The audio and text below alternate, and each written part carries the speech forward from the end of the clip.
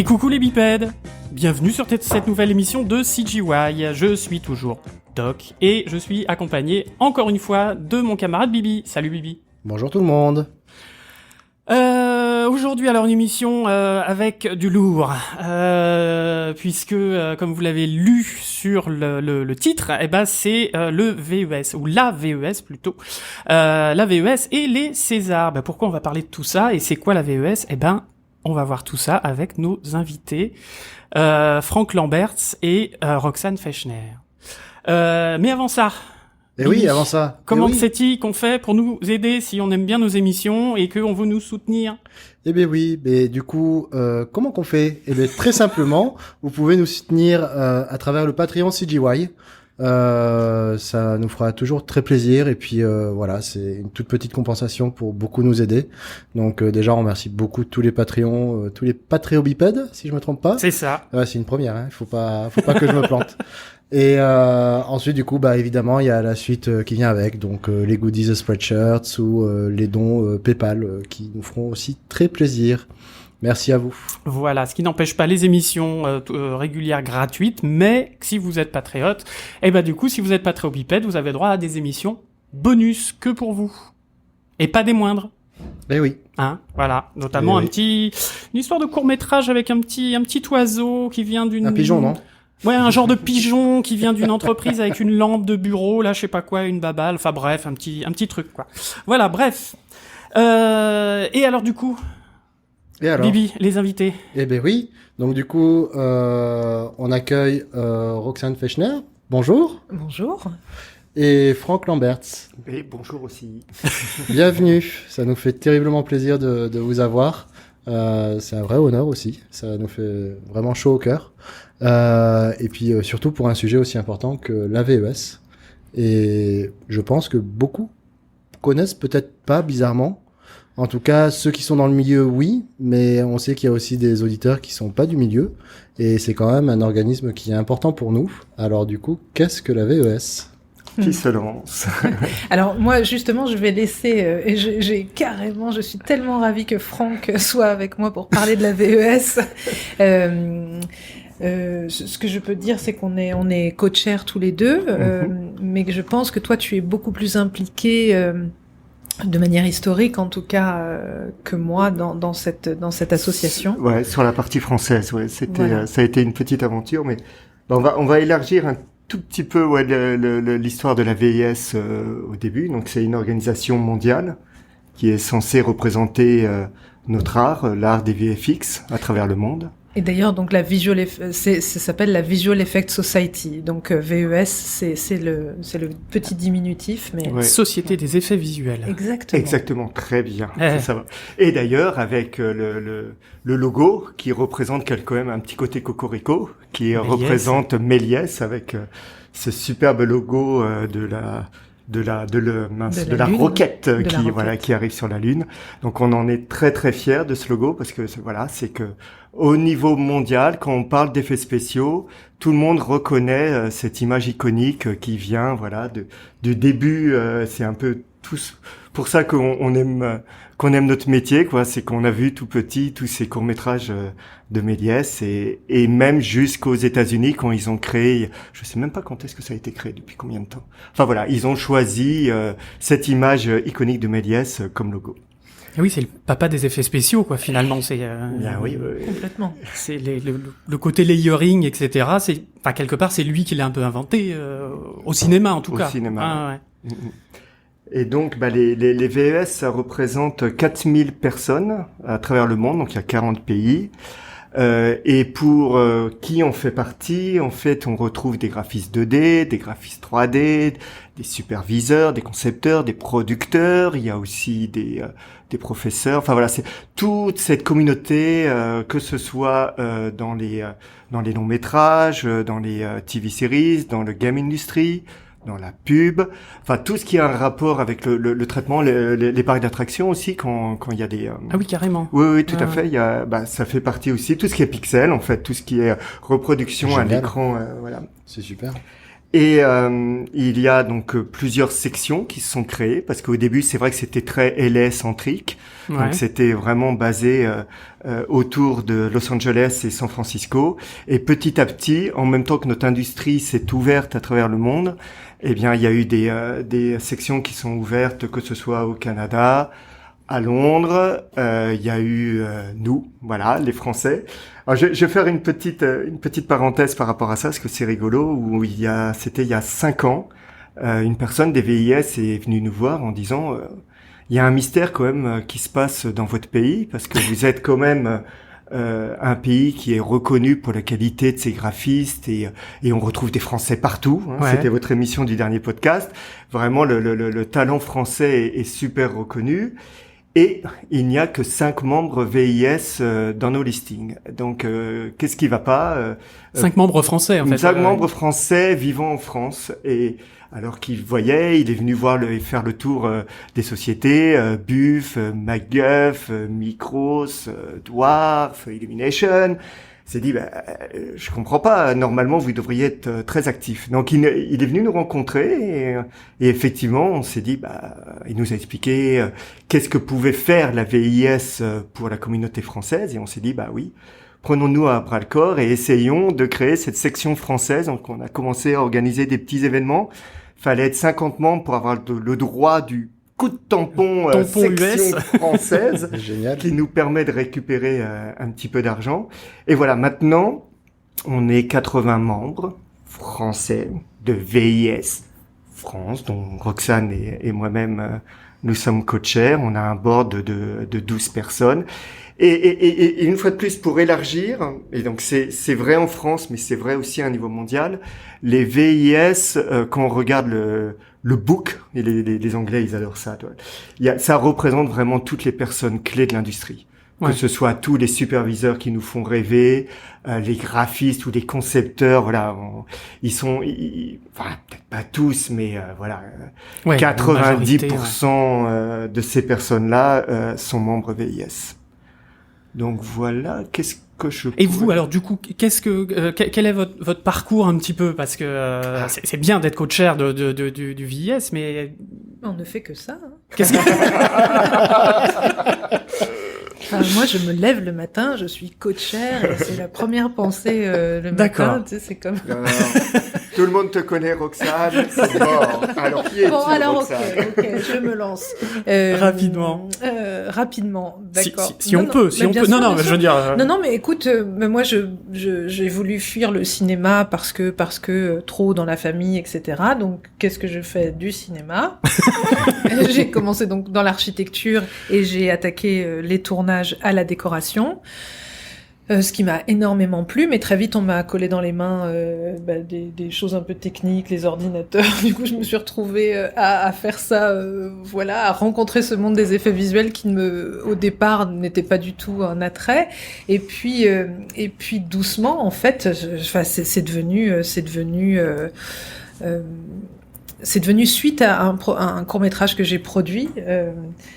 Je me suis rendu compte que tout ce qui se passait en post-production, je ne le maîtrisais pas. Donc, j'ai voulu aller toquer au laboratoire Éclair à l'époque. Et j'ai fait un stage de 12 ans là-bas. Ah oui, c'est un grand stage. Oui, un petit stage de 12 ans là-bas, parce que ça a été tellement et absolument passionnant de travailler en plus au sein d'un laboratoire. Donc, la pellicule à l'époque, mes amis, existait encore. Et du coup, donc j'ai vu le numérique, la pellicule, tout ça arriver, et c'était mais incroyable, ouais. Incroyable. Donc voilà, après Éclair, j'étais faire, et c'est là où on s'est rencontrés, Doc, tous les deux. Oui, c'est vrai. Parce que je l'avoue. je fais partie des 2 ou 3 personnes qui ont été, où j'ai proposé à Micros d'aller monter une entité à Montréal, donc ça s'est fait.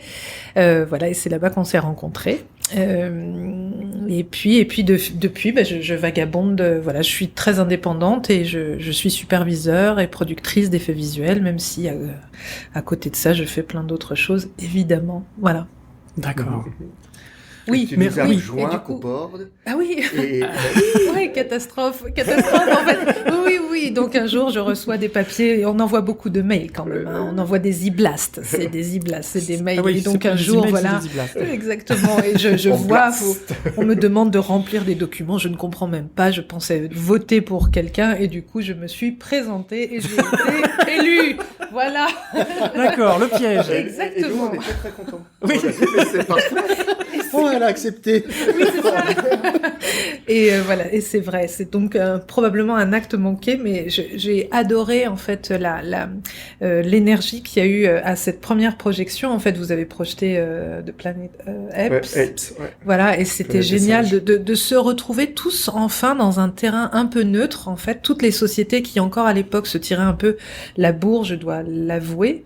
Depuis, et peut-être on en reparlera plus tard, le CNC, tout ça, enfin, fait qu'on a envie de plus Poussons s'entraider. tous dans le même sens. plutôt Ouais. que Voilà, chacun de son exactement. côté. Le CNC, France VFX, blablabla, enfin plein de choses. Mais à l'époque, et c'était extrêmement plaisant et j'ai vraiment, voilà, j'ai trouvé ça génial et joyeux de se retrouver. Mais voilà, moi j'ai plus, moi c'est l'aspect humain. Vraiment de la VES qui me plaît avant tout. Avant, Humain social, tout ça. Ouais, voilà, ouais. avant le côté people ou franchement etc. Mais c'est tout aussi bien en tout cas. Voilà. D'accord. Et en plus, alors, je le note sans être, sans pointer du doigt ou quoi, tu es une des rares, si j'ai bien lu mes fiches, une des rares VFX supervisors femmes. Haha.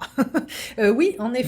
Dis-je Non, une grosse bêtise? Absolument pas. J'ai rencontré la première VFX supervisor il y a 2 ans parce que j'organisais une table ronde sur la parité. Donc je vais son nom va me revenir immédiatement évidemment. Minute, pardon, elle est, voilà, Aurélie Lajoux qui bosse à la Cégève et mais là du coup on va déborder un petit peu aussi sur les Césars. J'ai la chance aussi d'être administratrice au César et on a travaillé fort sur la parité et proposé à des professionnels de LES de rejoindre l'académie dernièrement. Et du coup, j'ai découvert d'autres superviseuses. Donc voilà, mais on se cache, on se terre, vous savez, on a tellement de choses. Non, mais c'est un vrai sujet, Mais c'est vrai. sujet. Bien sûr. Non, mais passionnant en plus. Mais on aimerait, on veut absolument faire une émission là-dessus et justement avoir des représentantes Ouais. là-dessus. Donc voilà, c'est pas pour déborder sur ce sujet-là Non, parce non, que ça mais, demande vraiment une vraie émission, voire 2, 3, 12. Bah déjà juste Jusqu'à ce que ce ne l'évoquer. soit plus un sujet, mais ça l'est Non, mais encore. c'est et ça. c'est un Voilà. sujet, ouais. Mais vraiment avec plaisir parce que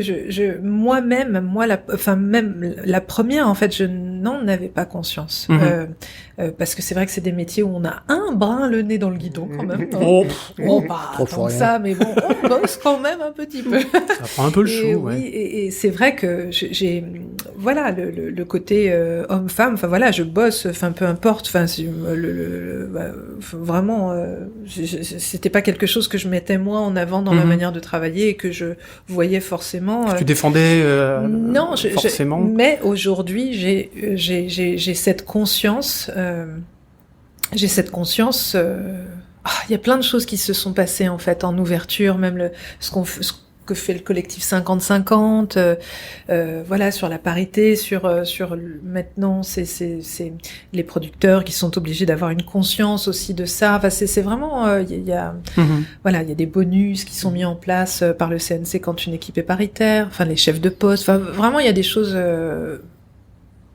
qui les font lignes bouger bougent, ouais, les lignes bougent.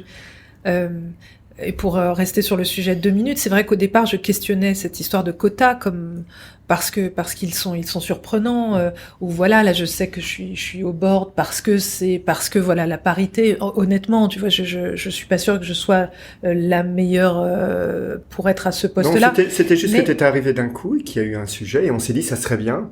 Et ça a été juste naturel, quoi. Ça s'est fait très naturellement, Oui. alors que tu venais tout juste d'arriver, mais avec plaisir. Enfin voilà, il n'y a même pas eu de discussion. Mais c'est vrai qu'il y a eu dans la discussion le côté, il faut la parité, c'est parfait. Donc forcément oui, c'est un sujet. Ouais. Ah mais là, oui non mais tu as raison parce qu'on pourrait passer là. Ben oui, non, mais c'est pour ça, c'est pour C'est ça. super Mais intéressant, c'est vraiment Laissons important. tomber la vieillesse. Alors, du coup, la parité dans l'industrie. On y D'abord, Mais va. la parité- je voudrais le VIS. Et pourquoi là non, mais c'est un sujet passionnant et vraiment, je pense que je vois les professionnels et j'insiste non pas de dire que j'ai été, on a été chercher des femmes, j'ai été chercher des professionnels de LES et vraiment, on n'a pas le même rapport à ce besoin de se montrer d'exister, voilà. Donc c'est un rapport différent et je dois dire que je suis ravie d'avoir fait rejoindre 20 professionnels cette année à l'Académie des Césars. C'est génial. Voilà, Parfait, donc, bravo. Et du coup, cadeau, par ouais. rapport à ça, est-ce qu'il y aurait justement comment on fait pour y entrer? Est-ce qu'il y aurait un appel, par exemple, à faire à des femmes qui pourraient se cacher un peu ou autre, ou ce genre de choses? Ah mais oui bien sûr. Voilà, on peut en reparler tout à l'heure. On va peut-être aborder un peu plus les Césars et tout ce qui vient de se passer. Ouais, donc mais- on peut le réaborder à ce moment-là. Ah, si oui, vous en voulez. plaisir, deuxième ouais. partie Mais- de l'émission, ouais. En tout cas, clairement, nous à la VES, on a aussi essayé d'y travailler et de mettre en avant parce qu'il y a beaucoup pardon, je vais utiliser le mot femme, c'est Bah, c'est non, vraiment c'est parce pas- que c'est nous pas un gros mot. Non, c'est pas un gros mot du tout, mais des productrices extrêmement compétentes, des lead artistes, des matte painteuses. Enfin, il y a vraiment dans tous les domaines. Donc oui, tout le monde a sa place. Oui. Ouais. Et pour nous, on peut. Je vais juste continuer un petit peu sur le sujet, parce que c'est vrai que nous, sur le floor, les floors de post-production, on sait ce que c'est, ce grand open space avec beaucoup de gens qui travaillent, beaucoup d'heures. On peut commencer tôt, on peut finir tard. Donc il y a un Donc, côté oui. où ça devient un peu communautaire, ça peut devenir un petit peu viril, l'ambiance. Et c'est vraiment des sujets auxquels on a travaillé, d'ouvrir ce qu'on appelle le floor, avec un peu plus de parité, de faire attention que ce soit pas 95 mecs sur le floor et des productrices, parce Ouais. que voilà, c'était un petit peu comme ça, et non, de faire attention que la présence homme-femme soit non plus visible, parce qu'elle est juste mélangée. Et c'est vrai que moi j'ai connu, dans mes débuts, je suis plus tout jeune, bah oui, il y avait ça, c'était 99 mecs et une nana qui se trouvait là posée au milieu. Et Ouais. forcément, c'était compliqué. C'est comme toute, quand il y a différenciation, c'est compliqué. Alors que tout d'un coup, quand c'est naturel, ça peut être 30-70, ça peut être 40-60, ça peut être que 70-30. Oui. On s'en fout, c'est juste un mélange de compétences et tout le monde, travaille pour le mieux, quoi. Et on n'y est pas encore, mais on y travaille. Ouais. Mais cependant, vraiment dans le paysage où j'étais, où j'ai commencé dans les effets visuels, chez Éclair, il y avait des femmes. Déjà, il y avait Joyce Mager qui était productrice là-bas, et dans les artistes, il y avait aussi pas mal de femmes. Du coup, je me suis pas sentie isolée, je me suis pas sentie Cas à part, voilà. ostratisée. Et les tournages, en fait, vu que je les connais depuis, ça fait 28 ans que je traîne mes guêtres sur les tournages, donc les techniciens, etc. Je sais être sur un tournage, quoi. J'ai pas de voilà, j'y suis allée une fois par hasard en talons, je le referai plus jamais, quoi. Mais parce que c'est arrivé par hasard. On m'a demandé sur un tournage, j'étais pas du tout prévue. J'ai débarqué. Mais voilà, un tournage, c'est un tournage. Enfin, pour ceux qui en font, voilà, c'est un monde à part et c'est génial. J'adore ça. Merci Roxane. Ouais, merci beaucoup. Ouais. Wow. Ah, moi, ça y est. 50-50. Et du coup, Franck, Mais qui es-tu, et Franck toi, qui es-tu? Alors, qui suis-je? Moi, je suis donc Franck Lamberts. Alors, qui suis-je ou mon parcours? Alors, je suis, comment on Les fait deux. Les deux. Alors, Ton parcours te définit aussi. oh là là. Alors moi, non, mais c'est justement, je reparlais tout à l'heure, l'émission que vous avez faite avant m'a beaucoup parlé sur le parcours des graphistes à travers le monde. Le travail à l'étranger avec Ouais, Alexis Van der Rohe, ouais. Ouais, donc parce que tout ça, ça m'a beaucoup parlé, parce que j'ai fait partie de cette transhumance de graphistes, qui parcourent le monde et qui s'enrichissent de droite et gauche et des différents pays. Parce que j'ai commencé il y a, c'était à faire un petit peu des corporates et des émissions de télé, les fameux Carl Zero de l'époque, et voilà. Et ensuite, je suis parti au Canada chez Hybrid, où j'ai commencé un peu d'expérience de long métrage, et ça c'était vraiment bien. J'ai fait ça pendant 1 an, revenu en France, d'être freelance, de tourner à travers ces superbes boîtes parisiennes, mais malgré tout, toujours cet appel du Canada, où à chaque été, j'allais passer 3 mois là-bas pour finir les films. D'ailleurs, est-ce que je t'interromps, d'ailleurs, tu connais Jean-Yves Audouard, qu'on avait reçu pour l'émission sur l'animation. Et oui, voilà, Jean-Yves au Canada, justement. Voilà, qui était l'animateur d'Hybrid à l'époque et qui est resté un très bon ami et qui est maintenant chez Edouard à Montpellier. Exactement. Jean-Yves, respect. Et non, si, c'est super. Et donc après, je suis parti à MPC à Londres, où là, en fait, je suis rentré à MPC Advertising, parce que à l'époque, j'avais d'Hybrid une expérience sur une machine qui s'appelait Flemme, qui était pas très connue, qu'utilisait ALM et qu'utilisait Hybrid, mais pas trop les autres studios. Et là, soit je repartais du départ sur chèque, vu que c'était l'époque de chèque, ou soit j'allais en publicité sur ma machine. Mm-hmm. Donc j'ai basculé sur le monde commercial à MPC Londres, qui après MPC m'a promené à travers le monde en fonction des ouvertures des offices qu'ils faisaient. Donc je suis parti à LA pendant 3 ans, revenu à Londres, parti à Amsterdam quand on a ouvert une office à Amsterdam, jusqu'à revenir sur Paris, où à un moment je leur ai dit non, mais vous savez, la France c'est super, faudrait revenir. Et donc voilà, on a ouvert une toute petite boutique qui s'appelait MPC Paris, où on a commencé toujours dans le monde publicitaire, jusqu'à ce que Technicolor a racheté il y a très longtemps MPC et maintenant The Mill et Micros, et Technicolor avait décidé de réunir toute cette belle tous ces différents spots qu'il y avait sur Paris, parce qu'il y avait Micros Anime qui était à Issy-les-Moulineaux, il y avait Micros Film qui était à Levallois, Micros Pub qui était dans Paris, nous aussi on était à côté de Paris, donc on a tout regroupé dans ce building qui nous accueille.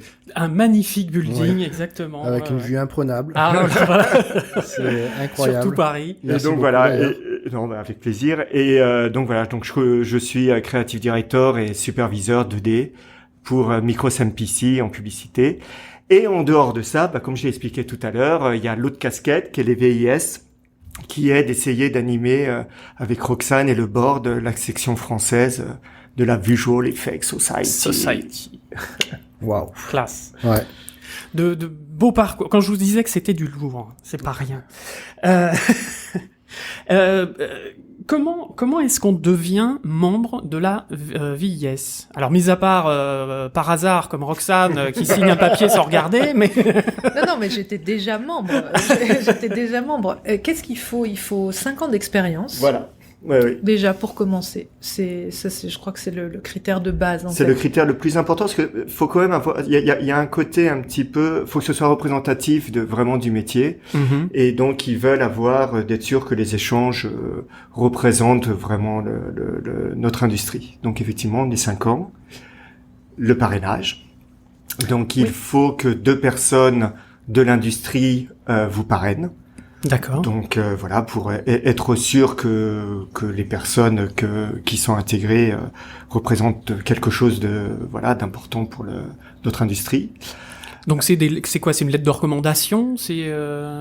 Oui, c'est une lettre de recommandation, de validation du fait que tu aies bien travaillé.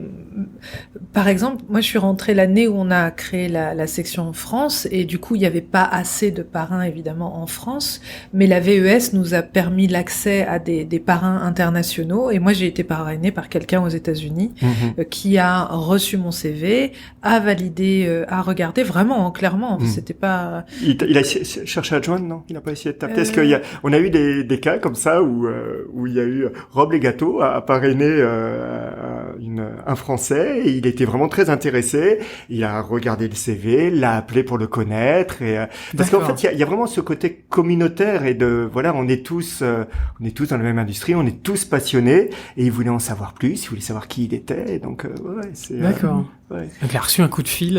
Rob Legato du coup Rob, un petit touriste. Oui. Non, je t'en prie.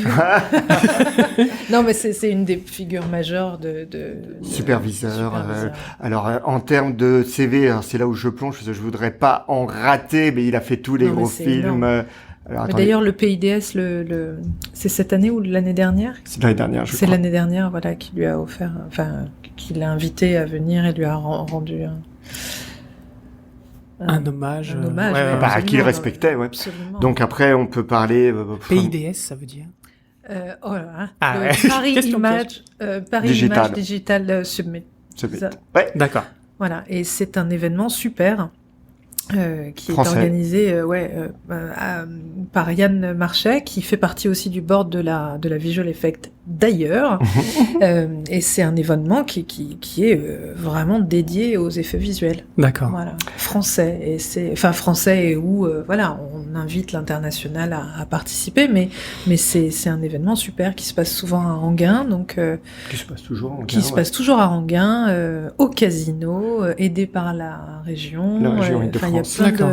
il y a plein de super. Ça se passe souvent fin janvier, ça dure pendant quelques jours. Il essaye d'inviter donc justement des grands superviseurs à travers le monde. Et maintenant, si on va y arriver petit à petit à tout ce qui se passe en France, et de plus en plus de gros projets internationaux français où la post-production Ouais. s'est faite en France, où avant il y a encore quelques années, on invitait des gros pour faire rêver les étudiants parce que c'est très aussi axé étudiants et trouver un travail.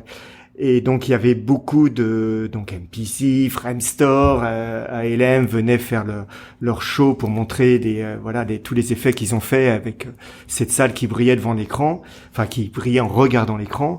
Et c'est vrai que maintenant, de plus en plus, on va pouvoir montrer des choses faites en France sur des gros projets internationaux Ouais. et du même calibre, parce que voilà, le calibre il est là.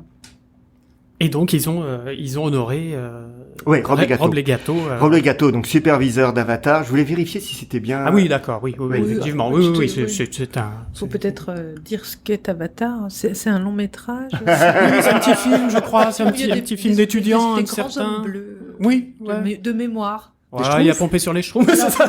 Non, justement, ce ne sont pas les Schtroumpfs. Ils sont plus grands que les Schtroumpfs, pour les D'accord, définir. d'accord, voilà. ok. Bon, Alors, pour en revenir pour être membre VIS. Oui, Moi, je parce garde que le c'était fil. là. Non, non, mais c'est très bien, c'est très bien. là. Ah, nous, on part en roue libre, mais heureusement que tu es là, Franck. On va te laisser d'ailleurs. On t'engage, c'est pas compliqué. Moi, j'ai préparé mon kilo. J'ai fait des points clés à faire passer. Alors, je suis désolé, j'en suis qu'à la page 2. Nous sommes déjà combien de minutes? On est déjà quasiment une demi-heure. Oh là là là là. Il reste Non, 52 non. pages. Je voulais juste aborder aussi, mais c'est là où en plus j'aime bien, je vais aborder, alors que je suis pas tout à fait sûr du coup, mais il y a aussi un paiement annuel à donner. Faut donner. Je refuse de le savoir. En Ouais, on donne pas de son corps, mais on donne un petit peu de son porte-monnaie. Je crois que c'est $200 par an, mais la première année c'est 300 parce qu'il y a des frais d'inscription ou quelque chose comme ça. Enfin voilà, il y a quand même un coût. Ok. Mais alors ce coût, soit, mais pourquoi? Quid? Je suis même les deux bras. Oui, non, mais on va te laisser.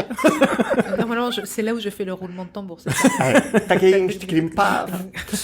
Non, alors qu'est-ce qu'on... non, parce que c'est le vrai sujet, et c'est là où avant cette interview... Parce qu'il faut savoir qu'après le Covid, là, on est tous à travailler comme des fous, l'industrie est repartie, on essaye de se réunir, on essaye d'organiser des choses, et on n'a pas le temps, et on rate à chaque fois nos meetings d'organisation du board. Donc là, avant cette interview, on était là avec Roxane en disant, oh là là, la vieillesse, oui, faut qu'on organise plus de choses. Malgré tout, il se passe des choses. Ah, que se passe-t-il? Donc, que se passe-t-il? Non, alors, le côté le plus visible qui s'est malheureusement... Alors, tout ça, c'est un peu arrêté avec le Covid. C'est pour ça qu'on se sent un petit peu mal, c'est pour ça que je suis un petit peu...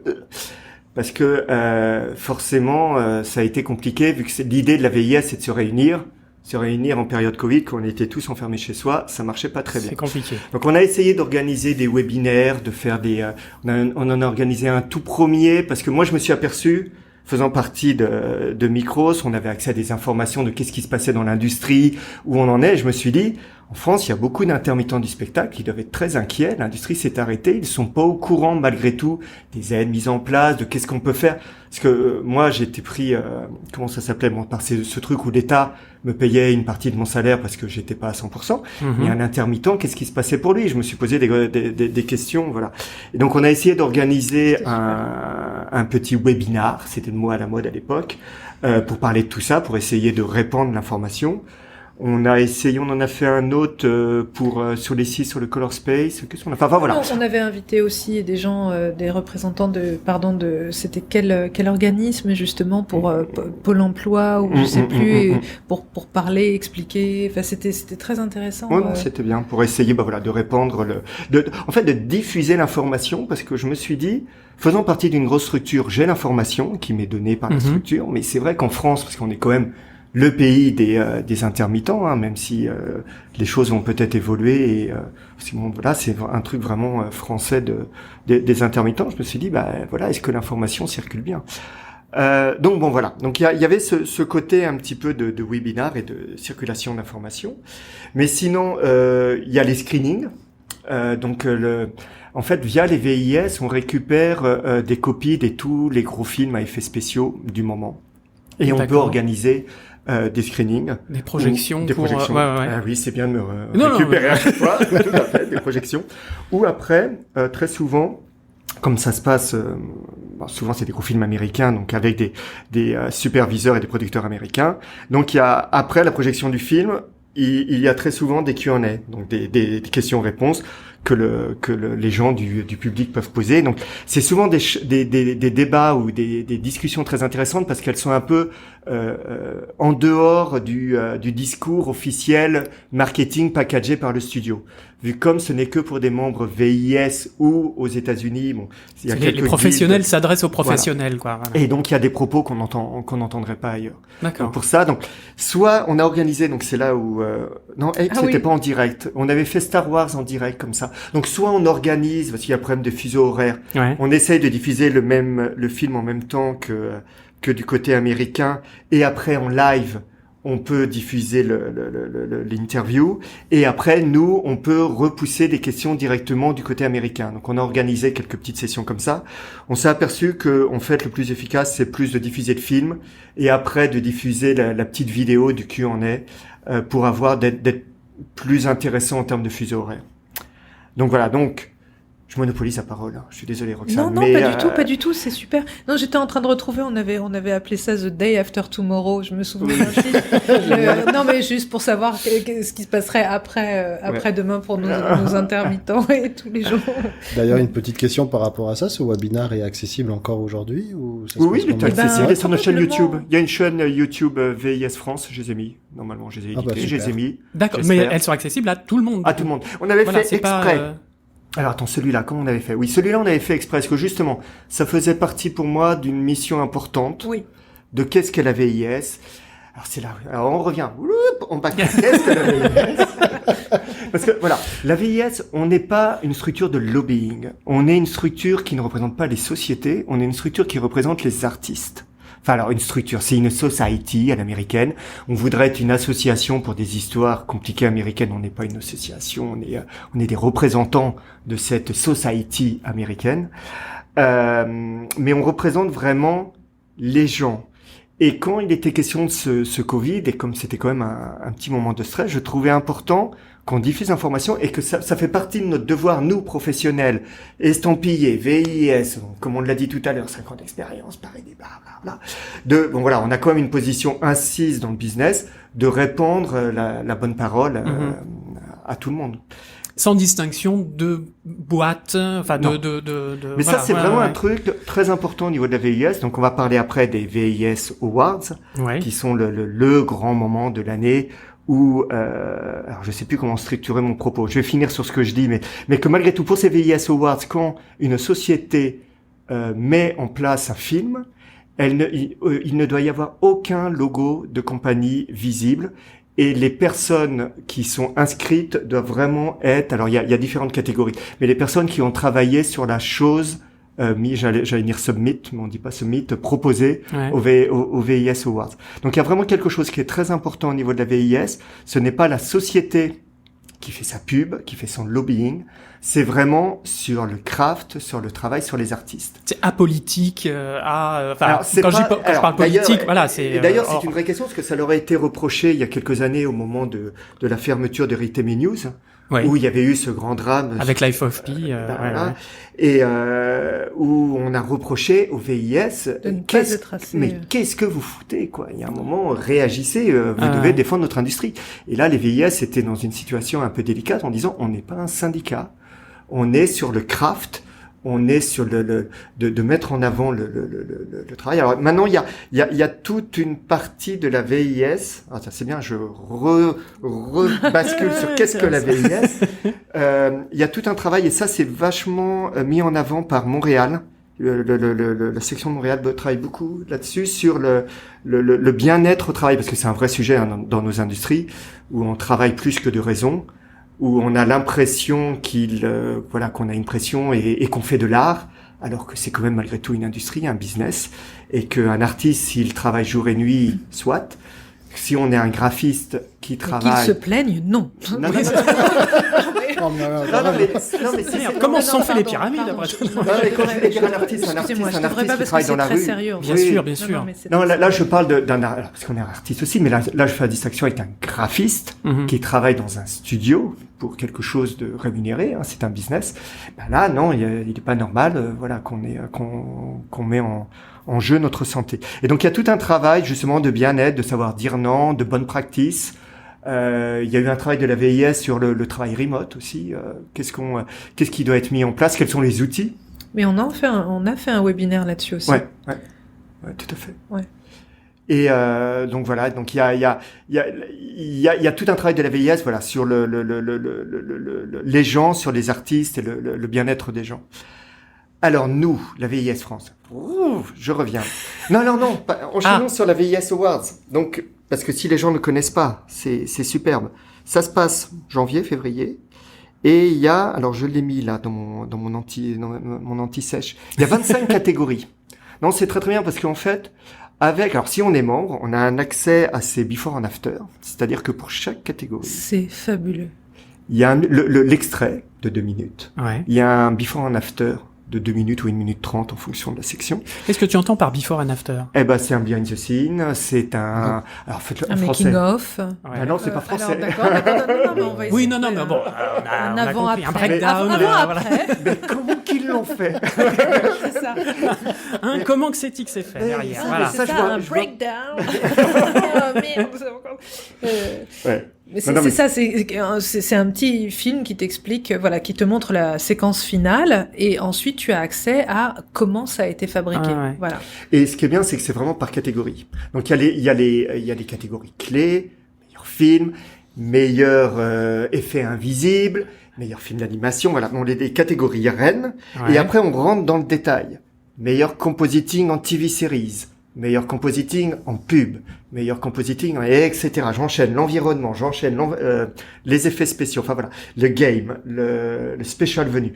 Et tout ça, on arrive vraiment à... Les parcs d'attractions, comme tu disais, Ouais. oui, effectivement. Ouais. Et donc, on arrive vraiment à quelque chose de très précis. Et ce qui fait qu'en tant que professionnel, on peut vraiment avoir accès à, vraiment, ce qu'on se pose tous, qu'on essaie d'oublier qu'on est dans la salle et qu'on se pose une demi-heure après. Comment qu'ils ont fait? On est d'accord. Ah, les Ça arrive saligots. plus d'une fois, parfois. Oh, que... Et alors après, il y a toujours le côté un peu propre sur soi de ce qu'on voit géré par les studios, par leur équipe de PR, ou alors c'est très packagé, c'était magique, ils ont voilà. Et après, il y a le cambouis, on met les mains dedans et on regarde qu'effectivement, c'est de la sueur, c'est des heures. Et voilà, ah oui, tiens, ils ont utilisé tel rig, ils l'ont accroché comme ça dans Maleficent, ce qui fait qu'elle a un peu de 3/4, oui, c'est pas idiot. Quel node ils ont utilisé dans Nuke ou dans Houdini. Ouais. Oui, ou même en tournage, en fait, tu vois ce qu'ils mettent en place. Et du coup, des fois, ils te révèlent, ce qui a été fait au tournage aussi. Donc c'est passionnant. Non, D'accord. c'est vraiment très bon. Ouais. Non, c'est une bible, mais c'est gigantesque. Et ça, après, ça on doit cherche être sur absolument Internet, mais génial. quelle est la société qui a travaillé là-dessus? Parce que bon, ce n'est pas signalé. Donc voilà, ça c'est les VIS Awards. Il y a le magazine, je vais le faire rapide, là, le VFX Voice, qui est un magazine. Alors malheureusement, Cinefex, je sais pas si nos auditeurs connaissent Cinefex. C'était quand même la Bible, voilà, Que oui. qui s'est arrêtée. Donc et bon voilà, on peut, si on est membre, on a ce beau magazine aussi qui s'appelle VFX Voice, qui est fait par les VIS, qui n'est pas Cinefex, mais qui est très intéressant avec des articles sur les films du moment et les nouvelles technologies. Tout ça, après, on peut accéder sur le meilleur site au monde, hein, le site des VIS. Waouh. Bon. Oui. Bon, ça, on va c'est dire vraiment qu'il n'est pas coupé. hyper ergonomique. Non. Pas forcément, c'est pas forcément. Non, mais c'est un petit peu comme nous. C'est-à-dire qu'il y a un côté professionnel et il y a un côté de gens qui n'ont pas trop le temps de s'en occuper, C'est qui ça. malgré tout s'en occupent. Donc, malgré tout, en cherchant bien, quand on est membre, c'est parce qu'une fois qu'on fait un login, on tombe sur la page d'administration, faut penser de revenir en arrière, de se reloguer, Ah, de merde. cliquer. Oui, c'est ça. Oui, Faut un wiki pour savoir comment se servir C'est ça. des sites. Mais Ouais, en cherchant bien, il y a toutes ces vidéos qui sont accessibles et voilà, ça fait. Non mais après quand on recherche, comment ils ont fait ça là, j'ai ce projet avec de l'eau, et, voilà. C'est Je tout me ça. souviens que Voilà. je l'ai vu dans. Mais d'ailleurs, on a accès, enfin en tant que utilisateur, enfin même pas utilisateur, mais visiteur lambda, à toutes les catégories et tous les gagnants, sauf les vidéos. Mais en tout cas, on peut avoir tout le. Et ben voilà, devenez membre, vous aurez les vidéos. Tout le pédigré, en tout cas. Enfin voilà, toutes les catégories et tous ceux que. Voilà, c'est ça. Je suis en train de redire ce que je viens de dire. Ouais. Mais Et après, qu'est-ce qu'il y a? Ben après, il y a les événements qu'on fait à Paris. Donc il y a les Alors. screenings. Donc Ah, généralement c'est Paris. TSF qui nous accueille. Alors, ils ont une superbe salle dans le nord de Paris. C'est un petit peu loin, mais la salle est magnifique. Donc là où on fait les projections. ouais. Nous, on essaye d'organiser donc des barbecues, un barbecue par an. Donc ça a été pas possible l'année dernière, mais pour qu'on se réunisse tous Mhm. en dehors de nos conflits ou de rapports de compagnie, voilà. Donc c'est super, c'est de très belles soirées. Et puis après Il n'y voilà. a jamais eu de blessés. Il y a Non, jamais non, eu je de. précise. Non, non. C'est ça. C'est très Et courtois. les méga brains, ça c'était très bien. Faudrait qu'on repousse un petit peu. Alors le Les méga méga- brain, Oh là, on alors dirait un méchant dans un. Voilà. Dans un cartoon. Non, le méchant, c'est quand tu ne comprends pas 3 mots sur 4. voilà, c'est le rendez-vous des geeks. Des geeks, Ouais, voilà. c'est j'adore ça. Alors moi je suis un gros fan. C'est vraiment le rendez-vous Le des dernier était fou. hein. Enfin, Alors, qu'est-ce que c'est qu'un méga brain? Alors en fait, c'est parti de les VIS Germany qui a commencé à organiser ça et comme là, il y a vraiment quelque chose que moi j'aimerais pousser. Voilà, on parle de la VIS France, ok France, mais c'est VIS Europe. Voilà, c'est qu'on ait un pôle en Europe. Donc il y a quand même Londres qui voilà qui est vraiment une grosse pôle d'effets spéciaux à travers le monde, mais on est l'Europe. Voilà, il y a la France, il y a la Germanie, enfin moi, l'Allemagne. Allemagne. j'ai travaillé 4 mois en Allemagne et j'ai dû aller boire des bières avec la VES Germanie. Enfin, je ne sais pas si vous vous rendez compte un peu de l'implication que j'ai quand même. Écoute, on sent Non, le-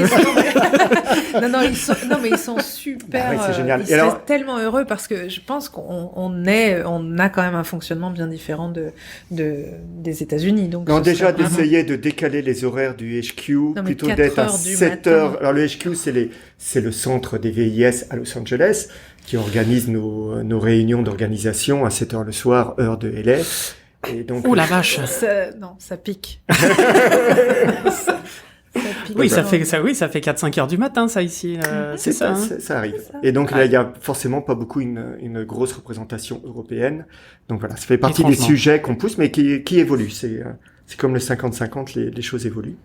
Donc ça, c'est parfait. Et alors, en même temps, je lis mes notes parce qu'il y avait un truc que je me suis dit qu'on est en train d'oublier. Donc, Alors, bon, c'est pas moi, très grave. j'ai peut-être Ouais. une question par rapport, je rebondis sur les catégories dont on parlait. Ouais. Dans les catégories, il y avait, visiblement, vous différenciez effets visuels et effets visuels secondaires. Est-ce qu'on pourrait en parler et un peu les définir? Oh, mais c'est moi Ou qui pas. monopolise la parole. Ah non, mais moi je te dis, mais après je vais. Ah, mais oui, toi, tu auras la quand on va partie parler des César. Césars, oh là là, T'inquiète Roxane pas. aura... Bon, alors, mais si, en fait, c'est la crème de l'art.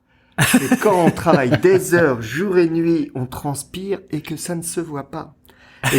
Et en fait, c'est aussi pour déterminer, parce que sinon, s'il n'y avait pas ces effets secondaires ou l'effet spéciaux n'est pas le cœur, le propos même du film, Mhm. et ben la reconnaissance n'irait que quelque part les effets tape à l'œil. Donc le Roi Lion, full CG, Allons-y. Star Wars, full voilà. Mais quand on pense à un Dune. David Fincher, par exemple, Bah oui. il y a des effets invisibles. Voilà, et qui sont malgré tout, qui demandent un qui sont travail incroyables. incroyable. Donc voilà, c'est pour ça que donc la VIS a fait une distinction, et c'est une distinction c'est une ligne très difficile à définir, parce que justement quand on parlait de cette différence, j'ai regardé un petit peu qu'est-ce qui s'était passé en 2018, et là je me suis aperçu que dans cette catégorie-là, il y avait 1917.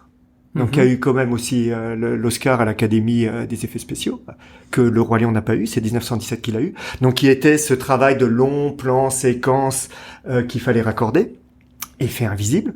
Mais malgré tout, non, ils ont pas tourné tout le film en une take. Oh. Donc il y a eu des gens qui ont travaillé pendant des heures pour relier toutes ces prises les unes avec les autres. Dans la même catégorie, la même année, il y avait Ford versus Ferrari.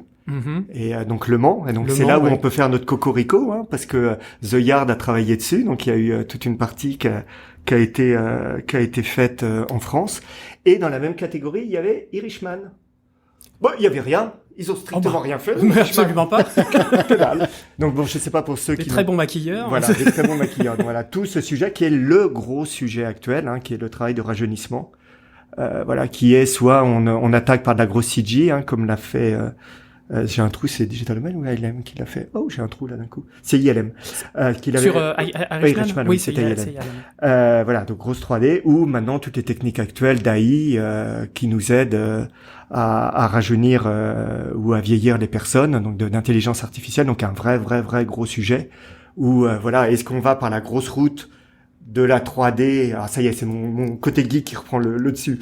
Non, mais ce qui est génial, c'est que ça a été valorisé l'année dernière. C'est MacGuff qui a obtenu le César technique là-dessus, justement sur le travail qu'ils ont fait sur le Bureau des légendes, entre autres. Ouais. Et qu'ils ont continué à faire sur Eiffel. Enfin voilà, donc on a un vrai savoir-faire qui est estampillé Cocorico encore là, voilà, c'est bien. À MacGuff j'aime bien quand Rodolphe en parle, quand il dit qu'il a profité du temps Covid où l'industrie était un peu arrêtée, lui il continuait avec son équipe à travailler sur les ordinateurs, à implémenter tous ces algorithmes d'AI et voilà jusqu'à arriver à ce niveau de qualité. Là on a fait un screening Eiffel où Mathias Boucard, le DOP, est venu expliquer comment est-ce qu'il avait approché le film. On a approché le film et après on a eu de Buff et de moi Olivier Cowell. Voilà, qui nous a expliqué tout le travail de Buff qu'ils ont fait dans l'extension du décor. Ouais. Et donc toute une partie de ce film-là, il y a eu un travail de rajeunissement qui a été fait par MacGuff, si. Non. Elle me dit non. Oh, je crois on que me non. dit dans l'oreillette. Vas-y. Non, je pense qu'il y a eu un travail qui a été fait par la CGF. Je vais aussi. Ah, aussi, pardon. Aussi. Alors, du coup, je tiens, n'ai pas... alors, là, il va y avoir recherche. Il va y avoir commentaire dans le podcast. Ah, il va y avoir confirmation. voilà. Exactement. Non, mais on mettra tout ça dans les notes, Voilà, de toute façon. Il y a la CGEV a travaillé définitivement Super. dessus. Oui. Ça, il n'y a pas de doute. D'accord. Il y a eu Buff, Mais il y a eu également, MacGuff. mais voilà. Non, mais je trouve ça génial, voilà, que trois sociétés travaillent ensemble. C'est vraiment... Bah non, j'espère que je me suis pas trompé, mais sinon Rodolphe m'a appelé. Mais pas du tout. Mais c'est pas grave. Il a... Mais t'as raconté. Non, mais c'est vrai que... Ouais. Non, mais de voir que justement trois sociétés travaillent sur le même film pour aller dans le même sens en fait, dans le même. Là, c'est une super transition sur justement tout ce travail qui est en train d'essayer d'être fait sur Paris, dont la VIS fait partie, dont tout le travail du CNC fait partie, et puis tout le travail sur les Césars, de se dire on est une industrie. Il faut qu'on travaille ensemble, il faut qu'on ait une reconnaissance mondiale pour récupérer des gros projets. Et là, tiens, je te tends le micro, Roxane. Oui, parce qu'en fait, du coup, le CNC aide beaucoup les productions françaises et internationales au niveau budgétaire, en fait. Et du coup, les productions, pour bénéficier de ces crédits d'impôt... qui s'appelle ou non crédit d'impôt en fonction de... pour bénéficier d'un peu d'aide de l'État, doivent répondre à des critères. Et pour les productions internationales, au-delà... là, c'est ça où je vais peut-être, pas avoir forcément le bon chiffre, je suis forte pour les mélanger, mais au-delà d'1 million... Non, je peux pas un million. Moi, je... une certaine somme. À une vache près, Voilà, nous, les producteurs sont obligés de dispatcher le travail au minimum 80-20 dans 2 sociétés. D'accord. Minimum. Voilà. Et après, c'est super de pouvoir mais ça se fait de plus en plus dans de toute façon les gros films. Parce que aussi on comprend, déjà il y a de plus en plus de producteurs et ou superviseurs indépendants. Donc, ils se permettent de pouvoir travailler et de donner du travail à dispatcher, mais en fonction des compétences et des disponibilités de chacun des studios, parce que évidemment, enfin, on va pas donner la même chose à Buff. Voilà, à Buff, on va pas leur demander de retirer, je sais pas moi. Ils seront peut-être preneurs. Oui, Le cas d'Eiffel est super intéressant pour ça. Absolument. J'espère que j'ai raison sur MacGuff, mais peu importe, que ce soit MacGuff ou la CGEV, qui, même si les trois compagnies ont travaillé sur le film, ce qui est important, c'est que Buff s'est concentré sur la construction de la Tour Eiffel, remettre Paris à l'époque. Ils avaient tourné dans des backlots, il fallait recréer la ville derrière. Ça, Buff se concentrait sur cette action-là, pendant qu'une autre compagnie se concentrait à rajeunir notre Romain Duris. Romain Duris, etc. Oui, donc c'était une collaboration au lieu d'être une concurrence entre guillemets. Oui, voilà, je c'était pense vraiment. enfin, moi, en tout cas, j'ai jamais été dans cet état d'esprit, donc je ne le vois pas. Mais je pense qu'il y a cette envie de travailler de plus en plus. D'ailleurs, quand on s'est rencontrés, au Canada, quand on a récupéré Obélix et Astérix au service de Sa Majesté, on travaillait justement avec MacGuff déjà. Et ça s'est très bien passé. On était sur des plans différents. On s'est soutenus moralement parce qu'on avait vraiment besoin de C'était un petit peu tendu. Mais enfin, moi, en tout cas, dans mes expériences, elles sont plutôt collaboratives. Plutôt. Pas que, mais plutôt. Majoritairement collaborative. Voilà. Ah, d'accord. Et du coup, je pense que vraiment, en tout cas, beaucoup d'organisations, beaucoup d'organismes, le CNC, il y a aussi le syndicat France VFX qui a fait beaucoup avancer les choses aussi. Mais ça, c'est intéressant. C'est ce que je voulais dire quand on butait un petit peu sur les montants. C'est là où il y a vraiment deux organismes en parallèle. Enfin, il y en a beaucoup plus, mais qui est super intéressant entre France VFX, qui représente les compagnies, qui représente comment est-ce qu'on organise l'industrie à ce niveau-là, et eux, vraiment, c'est leur travail. Ouais, c'est vraiment leur boulot Mais c'est un syndicat. C'est pas un syndicat, non. alors qu'est-ce qu'ils ont fait exactement comme statut? Faudra les inviter. Mais par exemple, tu vois, ce syndicat m'a complètement aidé à travailler sur la profession de foi, donc sur le discours qu'on allait avoir au César pour faire voter ce César des meilleurs effets visuels. D'accord. Tu vois, il y a eu vraiment, ils se sont, mais comme de la même manière, en fait, même eux, avant que moi je sois administratrice, pour même dans l'histoire, il n'y avait pas de section des effets visuels. Avant, il y a 1 an et demi, 2 ans, donc a été créée une section des effets visuels, comme il y a pour la réalisation, la production, etc. Oui, et comme il y a aux Oscars aussi. Oui, voilà. Mais ça n'était pas pour autant gagné qu'on ait un César. Voilà, et du coup, donc, en fait, France VFX a fait en sorte que s'ouvre une section pour les effets visuels, et derrière, en fait, vu que moi j'étais déjà membre, on était très peu en fait de membres votants faisant des effets visuels, donc on était 5. ça fait pas beaucoup, mais bon, on était 5 quand même, tout de même. C'était remarquable. Vaillant. Donc on nous a évidemment mis dans dans ce collège. Ce collège, ensuite, il a fallu on l'a défini. Il y a quelque chose de merveilleux aussi qui est fait en ce moment, et si on dévierait un petit peu sur les Césars là, par exemple. Allons-y, oui, on va mélanger un peu les deux, mais. D'accord. Donc les Césars, en fait, tout le monde a dû entendre parler. Il y a eu quand même un petit chamboulement dans petite vague, voilà. Donc nouvelle administration, nouveau bureau. Nouvelle façon de penser, nouvelle énergie, et sublime en fait, parce que du coup voilà, c'est redevenu une association démocratique qui tend à une parité. Enfin vraiment, il y a quelque chose qui est amorcé de vraiment très dynamique, énergique, et vraiment hyper bienveillant en fait dans cette association.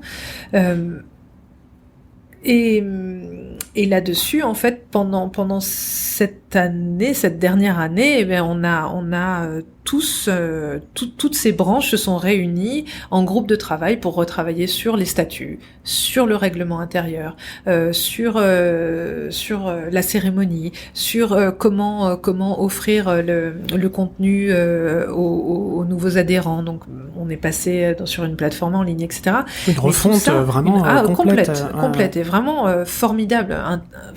Intellectuellement, je dois dire avoir pris un pied dingue de participer à tout ça. Je ne m'y attendais pas.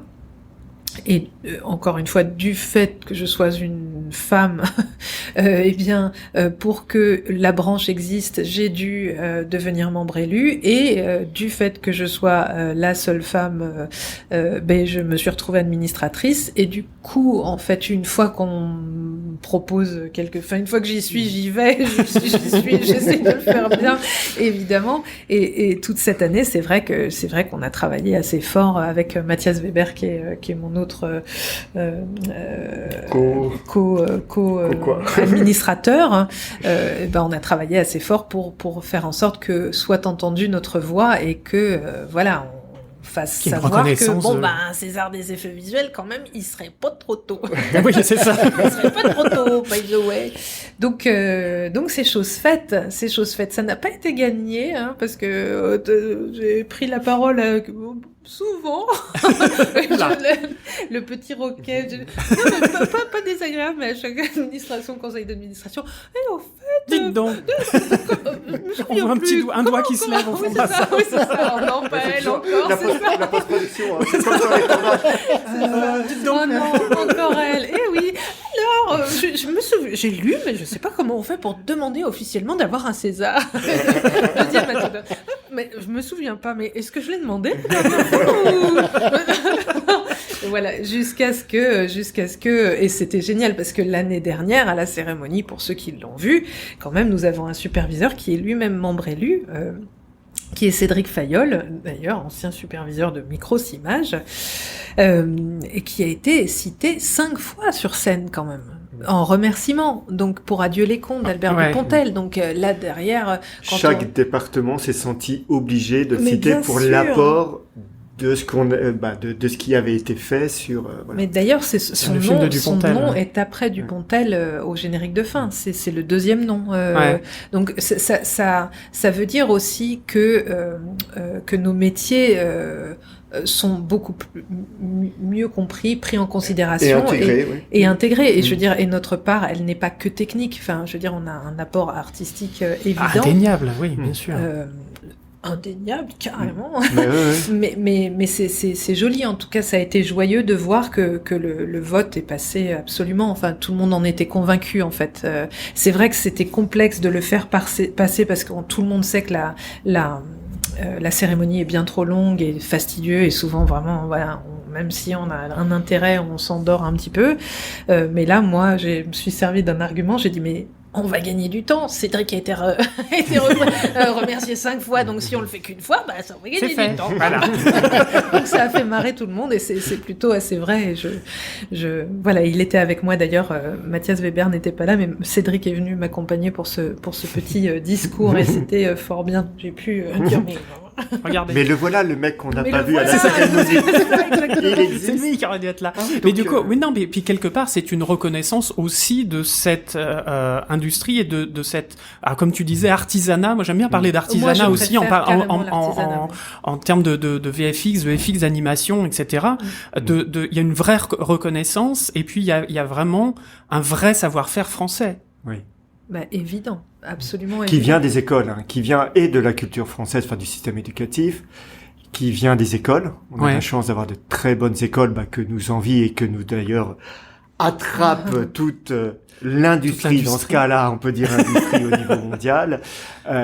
Et ça serait bien de garder les plus beaux talents en France pour continuer. Donc oui, c'est très bien. Plus on aura des gros projets avec des grosses sociétés bien posées, alors que ça soit Roxane et moi, on a fait la transhumance des graphistes à travers le monde, mais c'est très bien la France, c'est parfait et les projets sont cool, donc. Et du coup, en termes de, est-ce que alors du coup, je re-switch un peu sur la VES. Est-ce que la VES peut intervenir en ce qui concerne d'interpeller éventuellement l'État, le gouvernement français pour dire est-ce qu'il n'y a pas moyen de monter un petit peu les potards d'aide, etc. C'est là où VFX France a plus son rôle à jouer. D'accord. Nous, il y a un rôle de buzz et d'organisation. C'est-à-dire que si on est des gens disparates, sans voix, sans représentants, forcément on n'existe pas. Si tout d'un coup on est des gens qui existent, et même par rapport à l'industrie, voilà, bon, je vais reparler encore du screening d'Eiffel, on va croire que je fais une fixation. Mais parce que c'est qu'on n'a pas fait beaucoup ces derniers temps.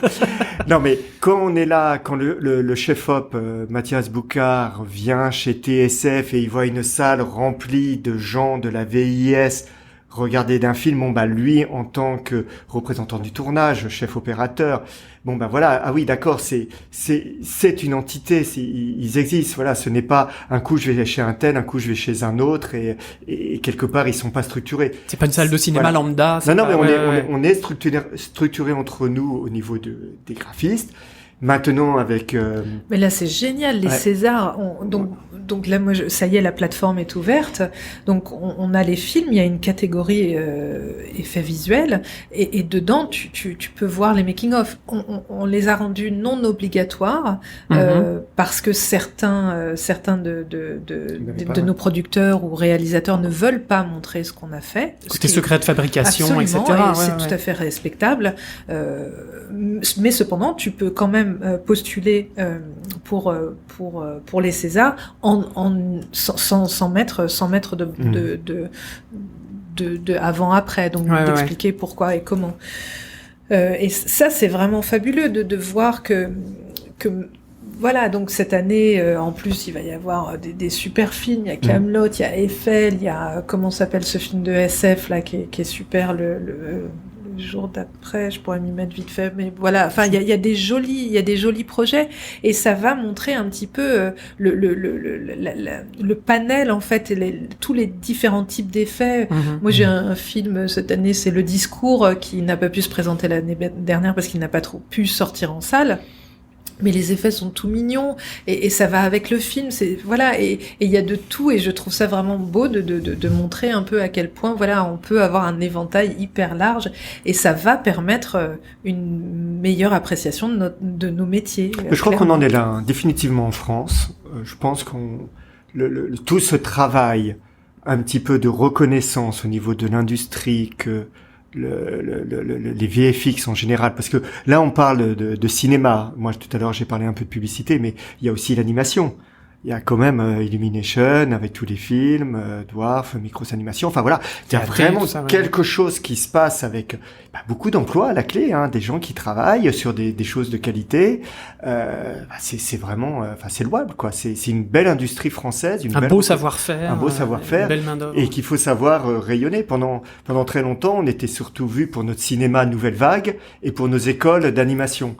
Ça serait bien aussi qu'on continue à pousser dans ce sens-là. Et, donc pour ça, c'est le pied. Du coup, la VES, est-ce que ça va générer des, entre guillemets, des tutos, des aides pour les studios, comment dire, de pousser un petit peu le côté éducatif. Le côté éducatif, voilà. Est-ce qu'il y a un côté éducatif quand je parlais à la VES. Ouais, quand je parle, il y a le fameux handbook là, cette espèce de bible générée, voilà. Fan numéro 1 ici, je suis là.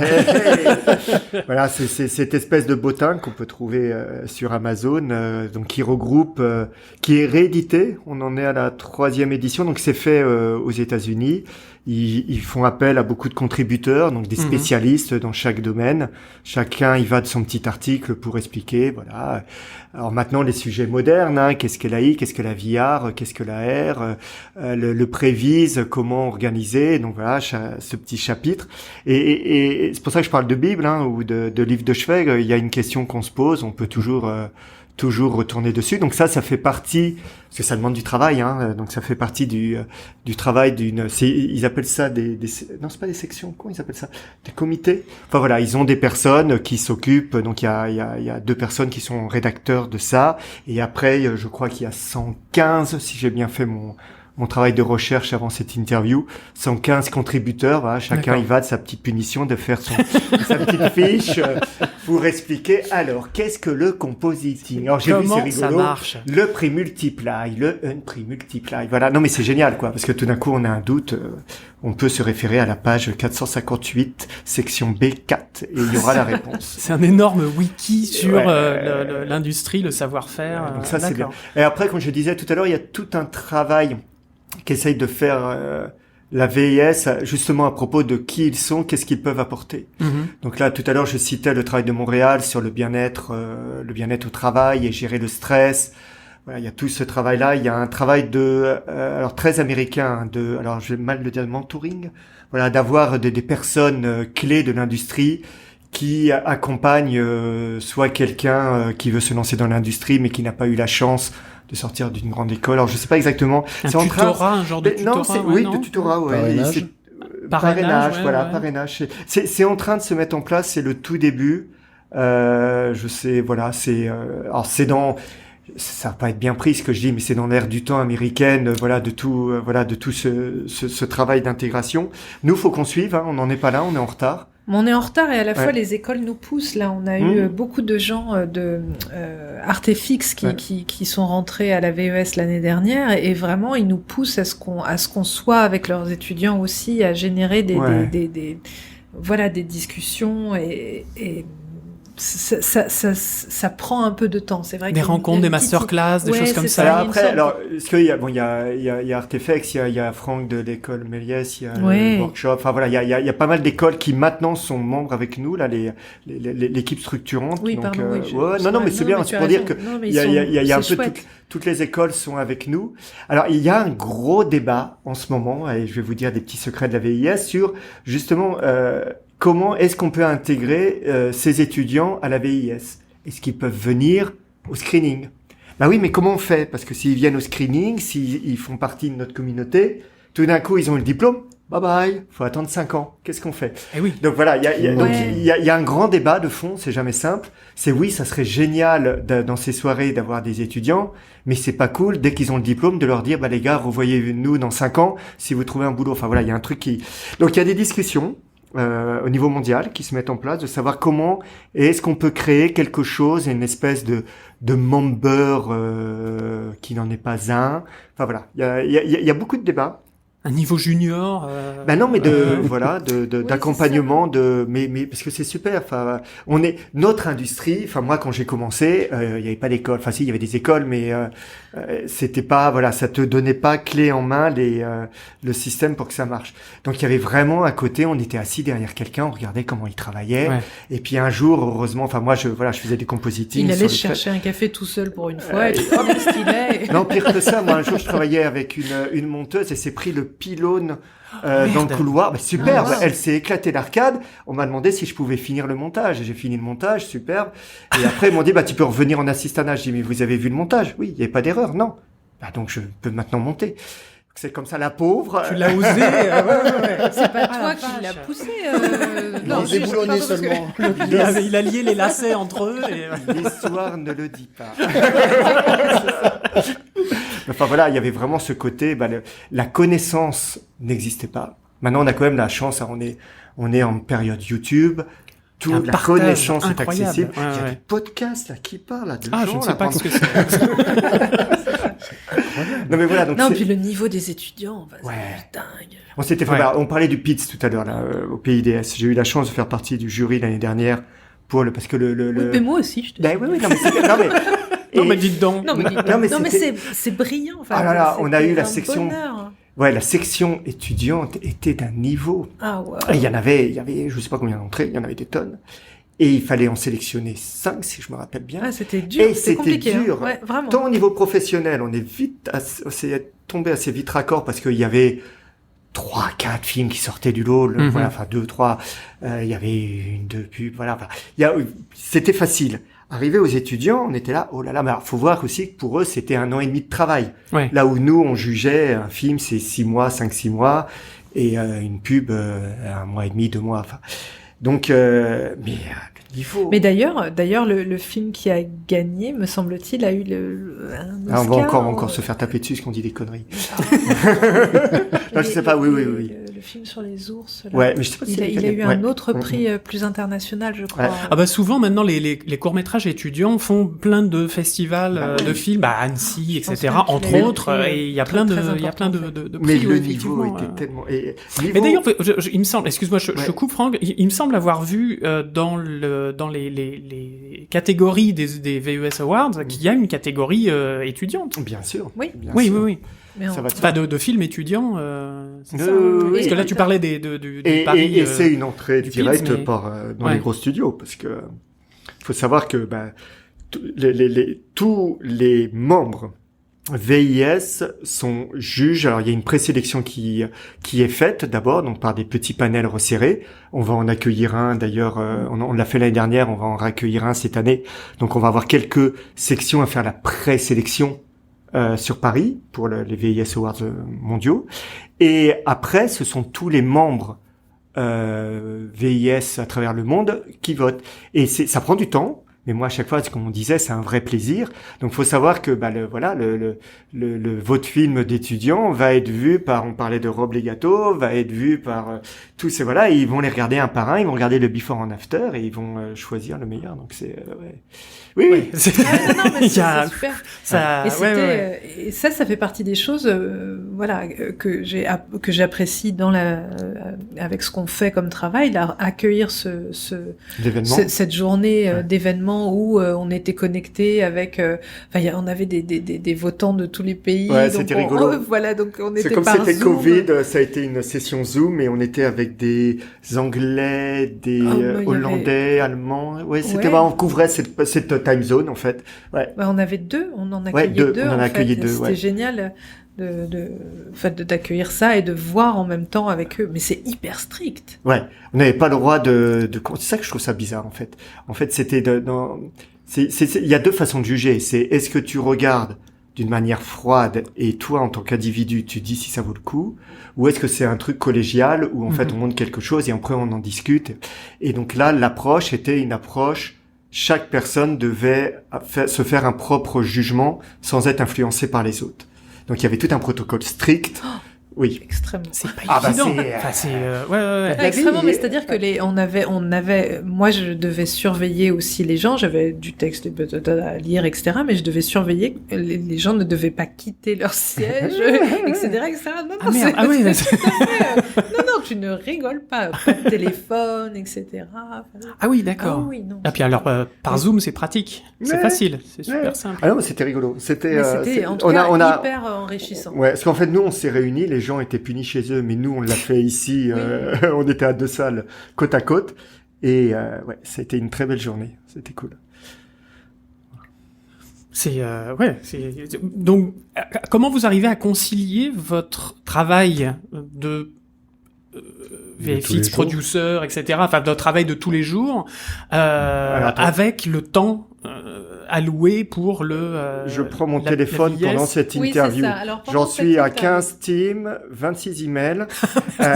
Donc voilà, non, c'est compliqué. Non, mais pareil, oui. Bah oui, non, c'est ça. C'est compliqué parce que l'industrie a repris, ça c'est la bonne nouvelle. Oui. On est tous super busy, on est tous des pros dans nos domaines. Avec une activité qui est dans le rouge. Je pense que tout le monde sur Paris ou en France... mais international. Moi, je travaille avec le Montréal là en ce moment et c'est fou. Donc on est on est débordé de boulot et donc forcément, comme on l'a dit tout à l'heure, notre industrie est un petit peu désorganisée en termes d'horaire, donc ça nous arrive souvent de finir trop tard par rapport à ce qu'on devrait faire. Donc oui, c'est compliqué. On essaye nous de se réunir. Donc si on parle de notre petite vie là, de VIS France, du board. On essaye de se réunir une fois par mois pour organiser des choses. Et c'est toujours très compliqué, oui, parce qu'il y en a toujours un qui est en tournage, un qui peut pas, un qui est en livraison. Mais bon, il n'y a pas que nous, enfin voilà. Donc oui, c'est compliqué, mais c'est important. Donc moi, j'adore cette idée de dire je prends mon temps libre pour m'occuper de la communauté parce que ça fait partie, si on est là, si on fait ce métier, c'est comme j'expliquais au début, c'est qu'on s'est assis derrière quelqu'un qui a pris le temps de nous montrer, qui a pris le temps de dire, regarde, tu cliques. Au bout d'un moment, ça fait une image. Génial. C'est formidable. Ouais. Je me rappelle mon père qui m'a dit, mais ça fait combien de temps que t'es là-dessus? 15 jours. 15 jours sur le film? Non, sur le plan. J'ai cru perdre mon père. Hein. Il m'a dit, mais j'ai fait un alien, quoi. Donc oui, non, mais donc ce côté de partage, de se retrouver entre nous, c'est une passion. Hein. On est passionnés. Bien sûr. Et donc voilà, tant pis si on dort moins, mais on a fait clic un peu plus, quoi. Et vous pensez vraiment que la VES fait avancer l'industrie? Ah ouais, pas de doute. Je sais pas. À toi. Fait avancer l'industrie, probablement. En tout cas, en France, on n'a pas du tout ce poids. Enfin, parce que quand même aux États-Unis, C'est gros. c'est un. C'est gros. Comme tout ce qui est aux États-Unis, c'est J'ose énorme. pas utiliser des termes de- Ouais. Oula. Non, elle dit lobbying. C'est pas moi, c'est toi qui l'as dit. Je sais pas, alors, lobbying, c'est compliqué. Non, mais en tout cas, ils ont une vraie présence extrêmement claire. Enfin, ils sont beaucoup plus posés. Je pense qu'en France, on est peut-être pas autant. On n'est pas autant américain, je pense. Ouais, organisé. Tout simplement. Tout ça fait partie de l'organisation. Non, moi, je reste persuadé, mais c'est peut-être mon côté un petit peu utopique, hein, mais c'est ce qui fait que voilà, tout m'amuse encore, mais je crois, de toute façon, tout ce qui réunit des gens qui se déplacent dans le même sens font avancer les choses. C'est-à-dire que, à partir du moment où, ne serait-ce, allez, on va reparler encore des screenings, des VES Awards, de voir des choses, se dire, oui, c'est comme ça qu'on fait la chose, c'est comme ça qu'en est l'industrie. On parlait d'Irishman, voilà. Là, je parle de choses très très techniques, mais après il y a aussi, quand je parlais de l'organisation, de se retrouver ensemble, de discuter, de voir que je suis chez MacGuff, que je suis chez Micros, que je suis chez Digital District, peu importe. Enfin voilà, on a tous les mêmes problèmes. C'est jamais magique, quoi. Et qu'est-ce qu'on peut faire pour que notre industrie s'organise un peu mieux, surtout en France, pour que on puisse produire ces belles images un peu moins dans la douleur. Voilà, donc ça, c'est un autre niveau, un niveau de superviseur et de graphiste. Parce que souvent, on se plaint de la structure, on dit la structure, ça va pas, la boîte, c'est n'importe quoi. Mais ça vient souvent de notre niveau. Aussi, nous, comment est-ce que nous, à notre niveau, on s'organise pour petit à petit transformer la structure. Enfin, je crois vraiment à ça, mais c'est mon côté très utopique. Non, mais j'aime bien. Non, mais j'aime c'est bien. super, ouais, c'est vraiment cool. Ouais.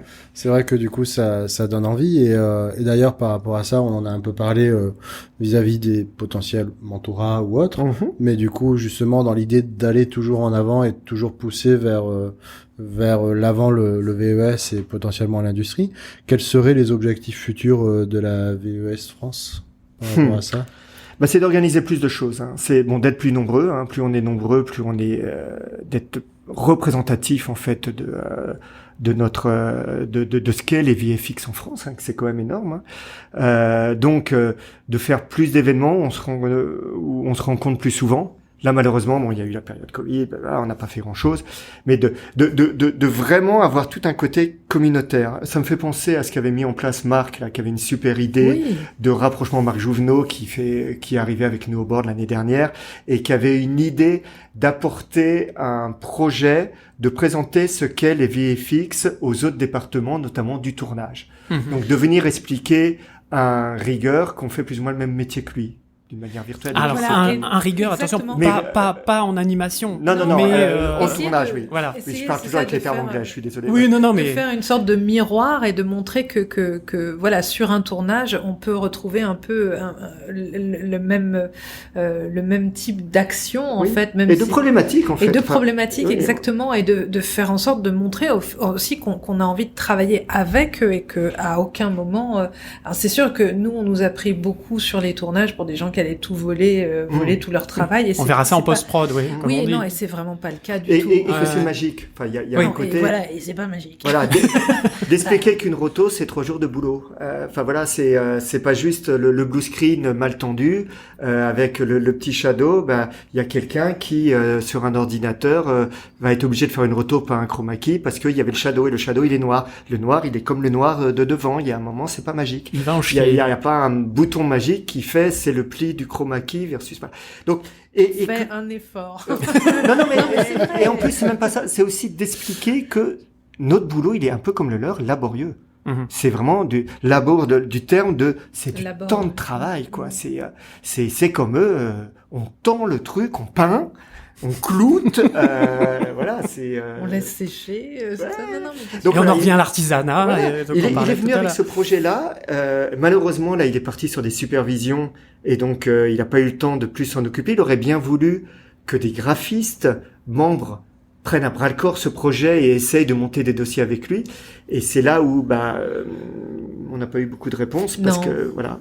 Non. Parce que les gens ils courent, ils veulent bien aller à un screening, venir faire aller à un pot, mais est-ce que je vais passer 4 heures le soir à retravailler un dossier pour présenter, voilà.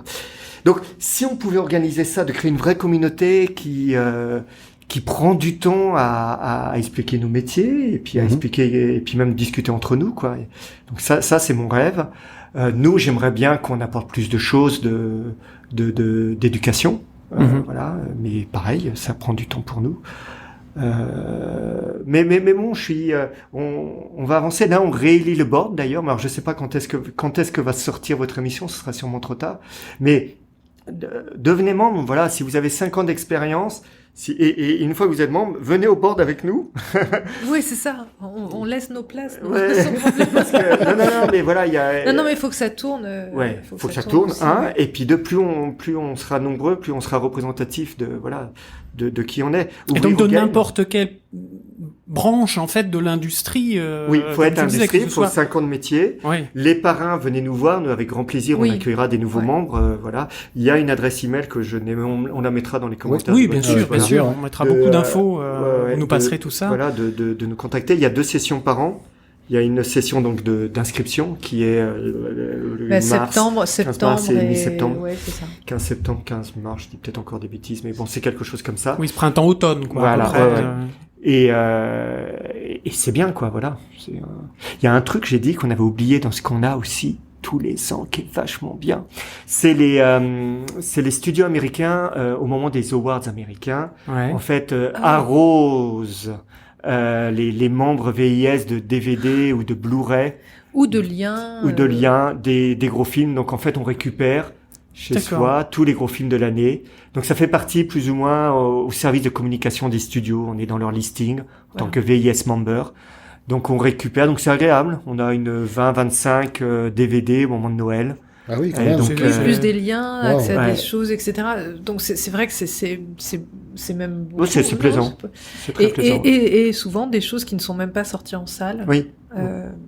Encore. D'accord. Même pas aux États-Unis, en fait. D'accord. Non, voilà, ils nous considèrent comme importants. Oui, bah, tout à fait. Voilà. On a eu Netflix qui nous a donné 6 mois, mais ça, c'est pas obligatoire, donc c'est pas un acquis.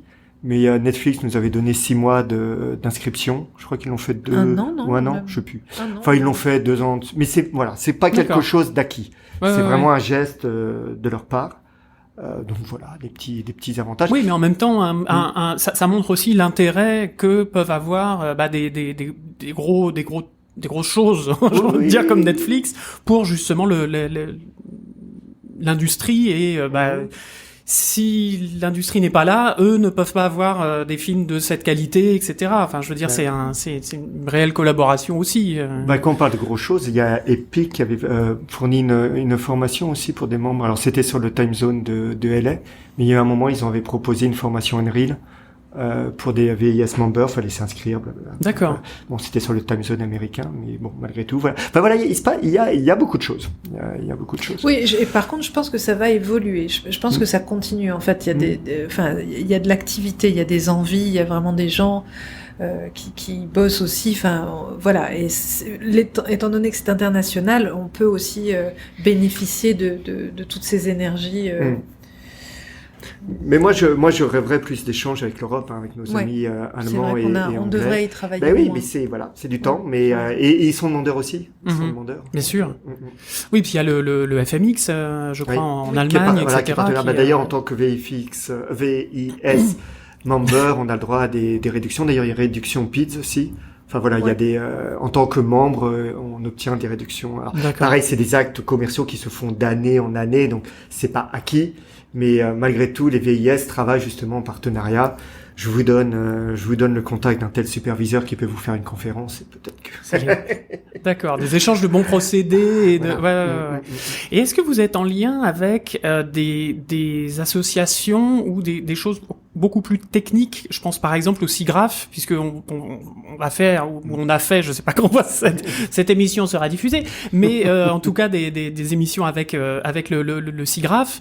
Est-ce que vous êtes en lien avec des organismes comme ça?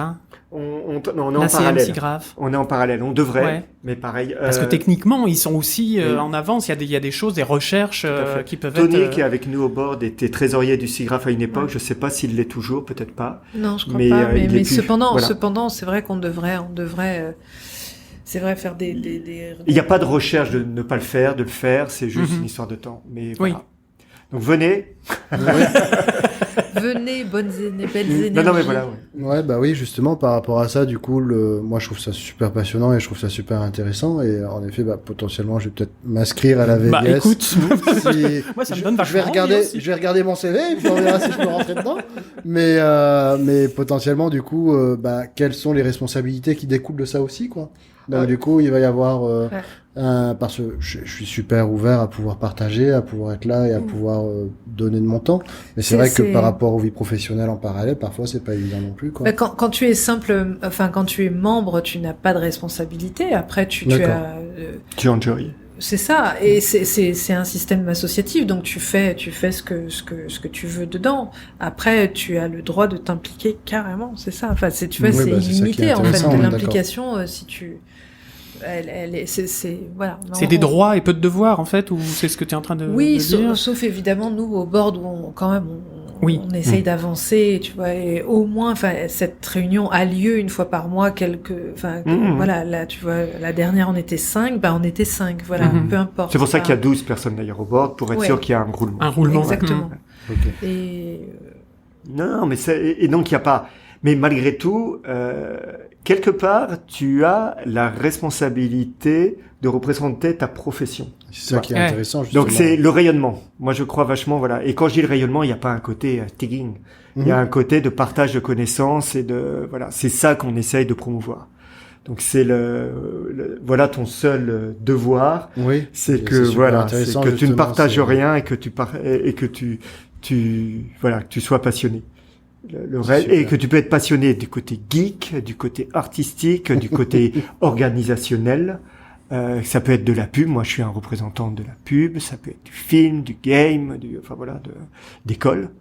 Peu importe quoi. Oui, du côté social, comme on disait, on parlait du remote, par exemple, du travail en remote, de la manière dont et de santé c'est aussi. fait, hein. de santé, Ouais. voilà, tout à fait. Ouais. D'accord. Oui, donc ça prend vraiment énormément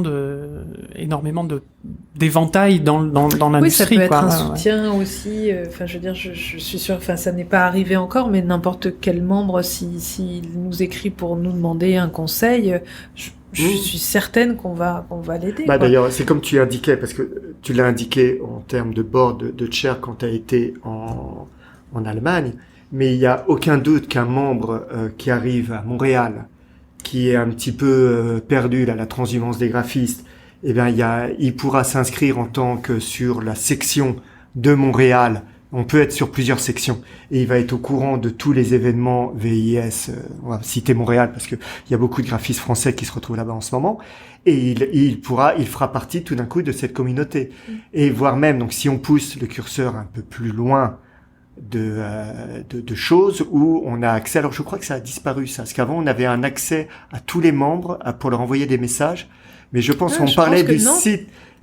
Sur le site, tu as accès à tous ceux qui ont laissé leurs coordonnées. Voilà, c'est ça. Tous ceux qui ont laissé. Avant, c'était automatique. Forcément, en tant que membre, tu faisais partie du DICO des VIS, donc tu pouvais accéder à n'importe qui. Tu avais l'email avec tout le monde. Ouais. Et quand on parlait du site, ils ont refondu le site, et comme en faisant le site, ils ont dû perdre des informations. Et malheureusement, je crois que c'est même pas volontaire qu'il n'y ait plus tout le monde. Je pense juste qu'il faut les remettre. C'est un appel du pied, je crois. Donc voilà. Mais malgré tout, c'est ça. Et moi, je connais beaucoup de gens, voilà, qui vont tout d'un coup, ils vont à LA, ils contactent un tel, t'es membre, oui, voilà. C'est parce que quelque part ça stampe de t'es pas un touriste quoi. Non mais c'est ça. Moi je suis arrivée à Berlin. J'ai regardé les membres de la VES Berlin, de la VES Allemagne. J'ai vu que un du board, de ceux du board était sur LinkedIn. Blang. Je l'ai connecté. Enfin, j'aurais pu passer par le site, mais voilà, je l'ai connecté comme ça. Il m'a invité. Ils se sont retrouvés et c'était super. Ouais. C'était super parce que vraiment, c'est la première fois où je faisais cette démarche de me sentir incluse dans un groupe et c'était vraiment naturel en fait, parce qu'on fait vraiment les mêmes métiers, donc déjà t'es adopté parce qu'ils savent que t'arrives en retard parce que t'as peut-être pas fini ta journée. Comme ça, c'est ça, et tu te lèves le lendemain, donc tu dis non, je prends qu'une bière parce que je venais dans 5 heures. Donc c'est ça.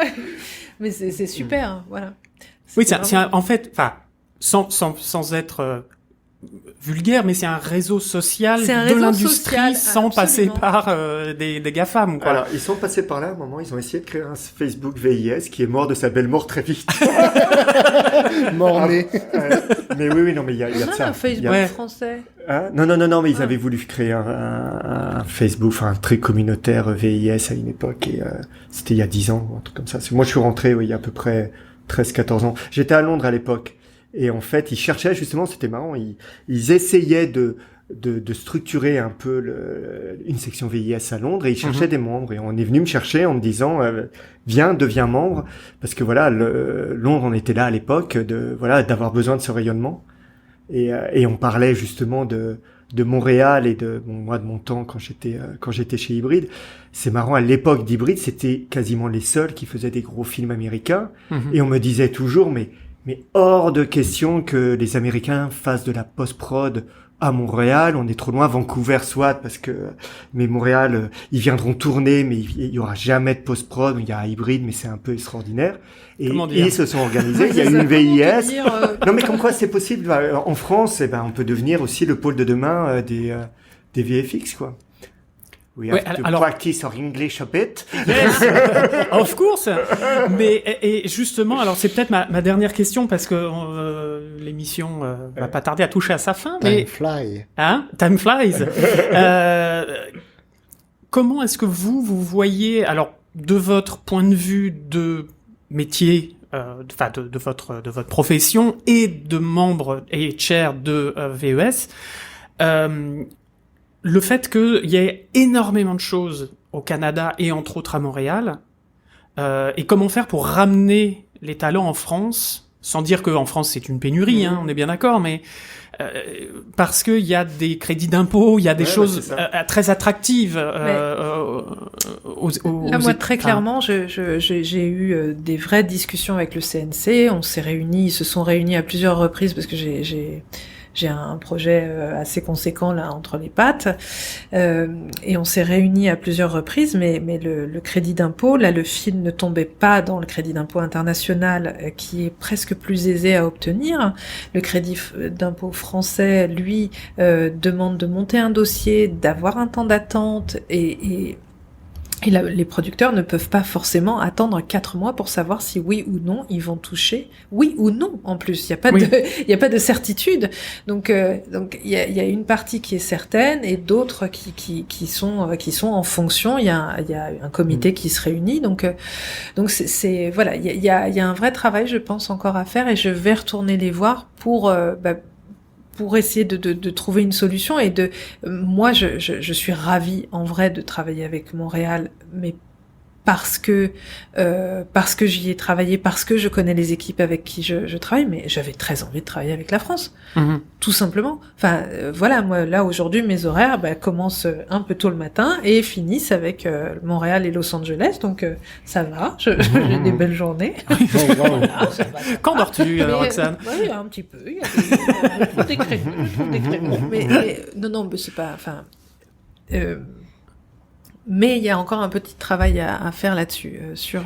Mais malgré tout, ce que je disais tout à l'heure, les lignes bougent beaucoup. Oui. Je sais pas si on s'en rend compte, c'est toujours pareil, on veut que ça bouge en 2 ans, on se rend pas compte à 10 ans, la fameuse formule. Mais moi, je suis, les choses sont en train de changer.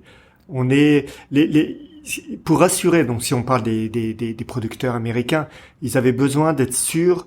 Ils pouvaient pas juste s'appuyer sur un studio et se dire on va faire toute la démarche d'organisation pour travailler avec une boîte et puis et tout va bien se passer. Non, il veut être sûr que si jamais il fait tout le travail d'organisation pour venir travailler en France, s'il y a un problème avec une autre compagnie peut prendre le relais.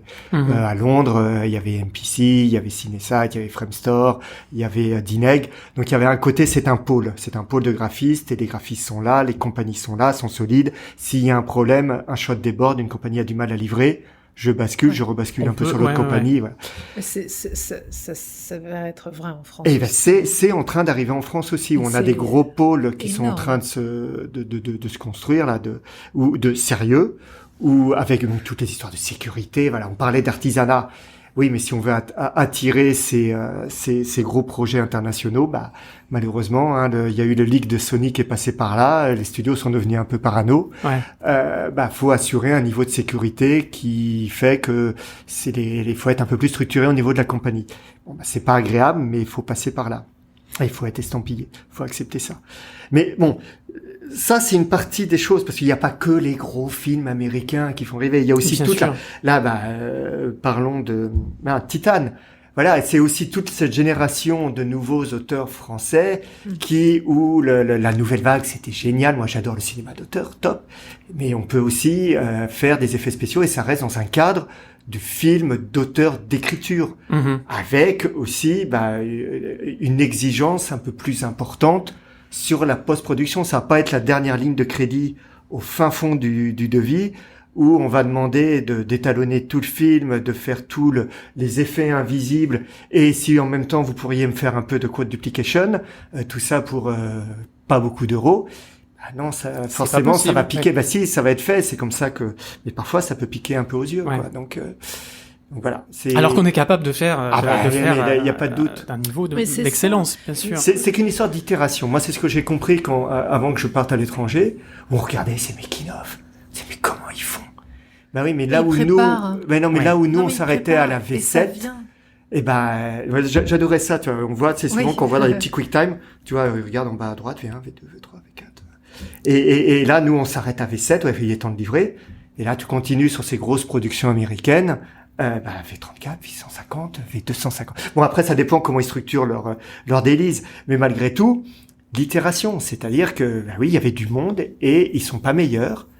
Ils ont juste travaillé plus d'heures sur le plan. Mais qu'est-ce que ça veut dire travailler plus d'heures? Ça veut dire aussi avoir un budget qui en conséquence en fait.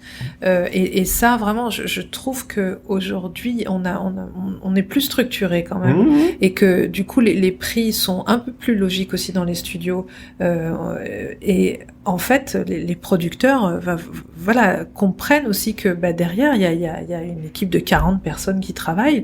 Ils sont payés les gens qui travaillent dans les studios VFX. Et il faut les payer correctement aussi en rapport avec leur travail et leur qualité de travail. Oui, carrément. Et c'est important. Mais donc ça, je pense que ça rentre dans. On a toujours ce problème avec le tournage où.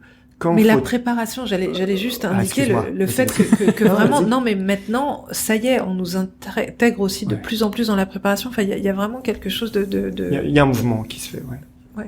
Alors, je vais juste préciser là ce côté différence entre tournage et post-production. Parce que souvent sur le tournage, il y a le producteur est présent, le réalisateur est présent, le chef-op est là.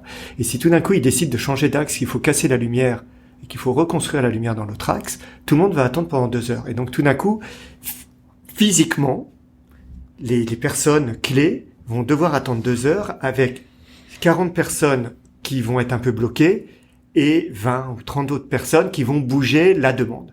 Nous, en post-production, le problème, c'est qu'on est un petit peu invisible. Le réalisateur va venir voir le délice, va demander une modification et va attendre le résultat.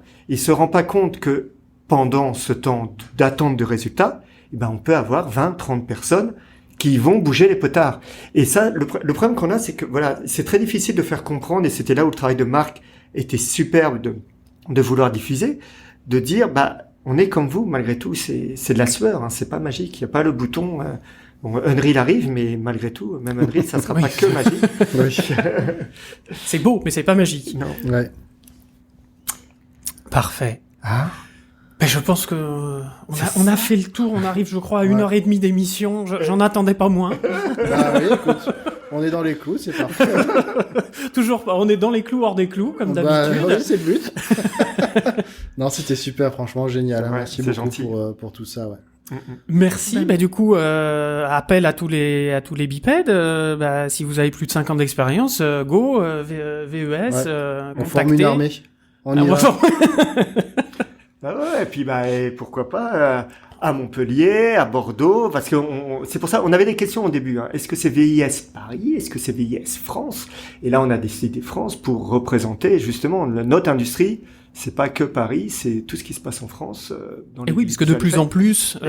il y a plus en plus de studios complètement D'Angoulême, hors Paris. Paris n'est pas, excusez-moi, hein, mais Paris n'est pas le centre du monde. Mais Non, absolument. au Mais, contraire. non, mais Je c'est peux très parler bien. au bipède aussi, moi. Mais bien Oui, bien sûr, sûr. bien sûr, vas-y Donc, Roxane, vas-y.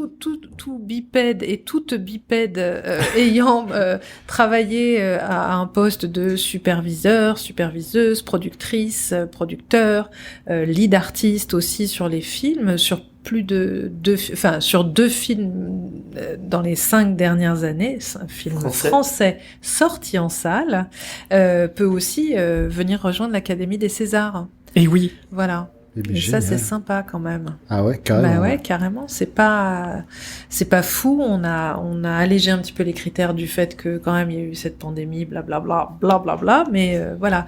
Donc profitons-en. Surtout maintenant avec la Ce refonte, ce avec. sera maintenant. Les prochaines candidatures se feront l'année prochaine. À la rentrée, mais en tout cas, voilà, pensez-y. Mettez-vous au générique et si vous avez un rôle de lead, que ce soit noté au générique, c'est important. Voilà, c'est une reconnaissance qui peut être, en plus d'être agréable, utile.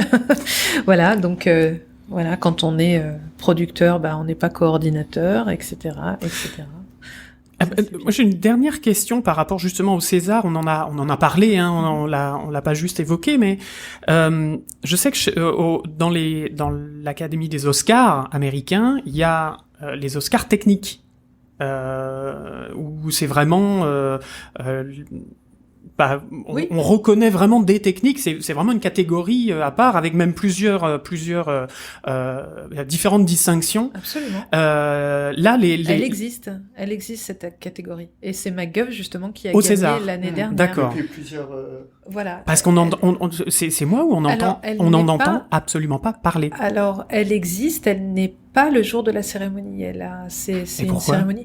Écoute, c'est Les problèmes de diffusion télé, hein, c'est diffusion télé, c'est mais le César existe et la reconnaissance est là. Enfin, sans vouloir Il y a toujours l'atelier comparer aux 69 Oscars, aussi mais l'année dernière qui a à chaque fois aux Oscars, il y a une partie qui fait partie intégrante de je sais de pas la si diffusion pareil de aussi tout au ça. niveau de l'Académie aux États-Unis, c'est aussi le même soir.